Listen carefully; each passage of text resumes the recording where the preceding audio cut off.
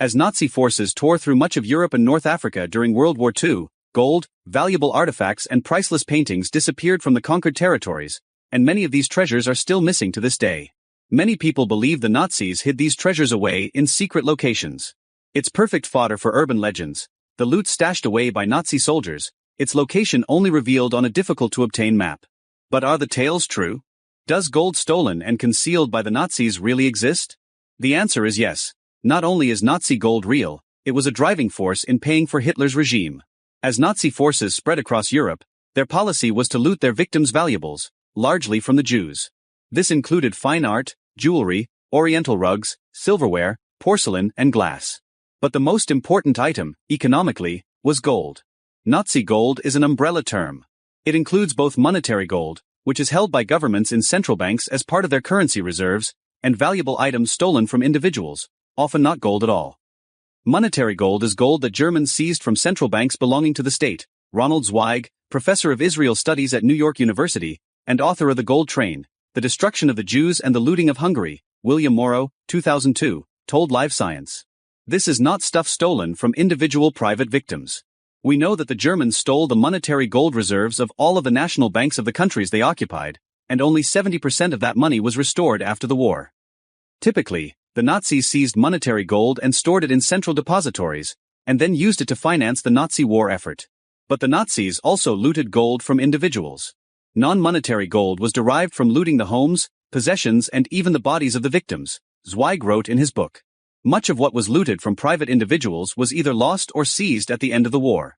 In 1945, U.S. Army units unearthed hidden hoards of loot across Germany and Austria. The most spectacular discovery was the Merker salt mine in Thuringia, Germany, which contained gold bullion, coins and currency worth $517 million in 1945 values, around $8.5 billion today. As Allied forces took control of occupied territories, an effort was made to redistribute the monetary gold to the countries it was seized from, according to Zweig. Some of the loot that had been seized from individual victims was auctioned off to the public. But other recovered treasures were sold and the proceeds were given over to organizations created to help Jewish refugees in the wake of the war, according to Zweig. The total value of gold and other assets looted by the Nazis remains uncertain. The initial reports of loot created an El Dorado in Central Europe, Zweig wrote in his book. Many people believe that not all of the caches of looted gold have been discovered, leading to the current wealth of urban legends on the subject. But Ian Sayer, a British World War II historian and co-author of Nazi Gold, The Sensational Story of the World's Greatest Robbery, and the Greatest Criminal Cover-Up, Congdon and Weed, 1985, remains skeptical when such stories surface in the media. When the unauthenticated Michaelis diary, supposedly written by a Waffen-Schutzstaffel, SS, officer using the pseudonym Michaelis, was first reported in 2020, it purportedly revealed 11 sites where Nazis concealed looted gold, jewels, priceless paintings and religious objects. Following the discovery, Sayer investigated this diary and its claims. The diary was supposed to belong to the SS officer Egon Ollenhauer, but no such name was ever registered in the SS officer lists, Sayer told Live Science. Another commonly reported story is the location of the Volbjik gold train purportedly containing a hoard of Nazi gold. The train was claimed to be buried inside a mountain in southwestern Poland. When the location was supposedly discovered, Sayer immediately dismissed the claim as absolute rubbish.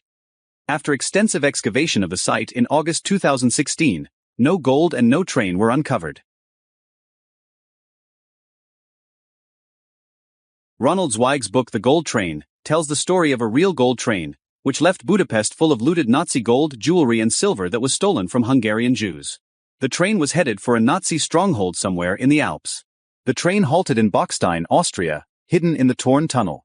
Some loot was taken and buried in various sites across Tyrol, a western Austrian state, and in Feldkirch, a medieval town in western Austria, and subsequently uncovered by local farmers and the French military after the war ended.